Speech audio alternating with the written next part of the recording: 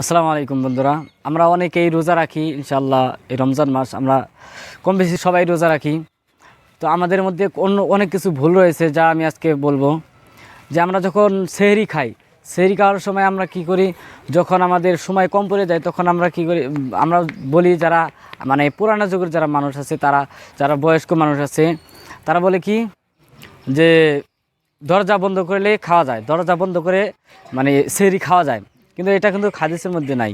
তো আমাদের সেহরি খেতে হবে, সেহরির সময় শেষ হওয়ার কমসে কম 5-10 মিনিট আগে আমাদের খাওয়া দাওয়া করে শেষ করে দিতে হবে। তাহলে কিন্তু আমাদের সেহরি সহি মোতাবেক হবে।